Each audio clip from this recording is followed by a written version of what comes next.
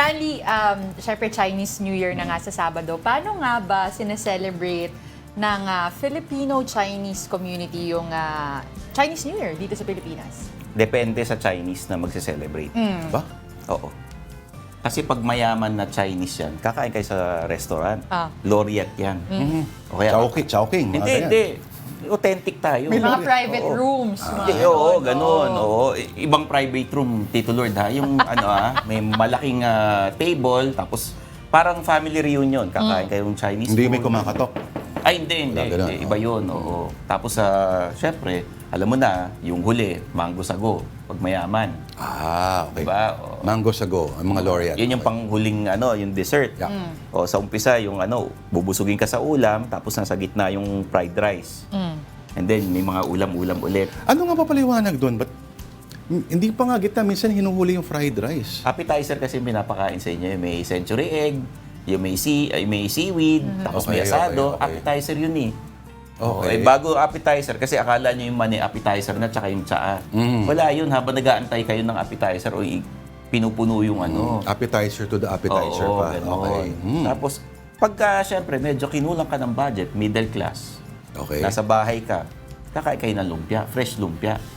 Bakit fresh lumpia? Yun ang alam mo na, may mga kanya-kanyang specialty yan, bawat lugar.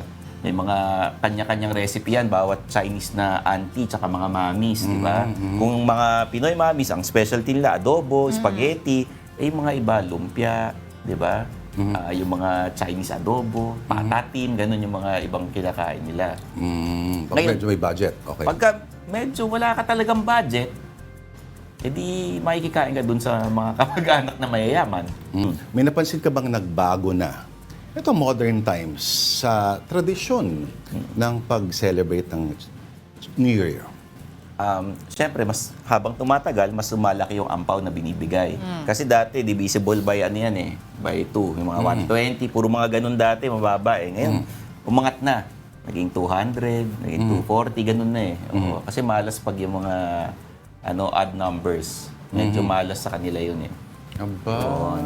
Kaya mami, yung ampaw na ibibigay natin sa Dragon Dance, kailangan even numbers. Itong suot mga beads, Ito. yan ba ay bahagi ng isang ritual? Is that supposed to bring good luck? Ito lang naman. Hindi naman ako nag-endorse or nagbebenta. No? Binigay sa akin ng isang nagpupungsoy. Sabi niya, anong birthday mo? Ano yung para mabilang niya anong taon ako pinanganak. Kunyari ako, Year of the Horse. So, ito bagay sa'yo ngayong taon. Medyo sakto lang. So, ito yung para sa'yo, para sa health, para sa yung iwasan yung malas, gano'n. Bawal din hawakan. Kasi yung mga piyaw, bawal yun di ba? Bawal pahawak sa iba. Bawal ipahiram na isusukatin ng iba, bawal. May linis na, May ritual pa may yun ng ritual yun linis.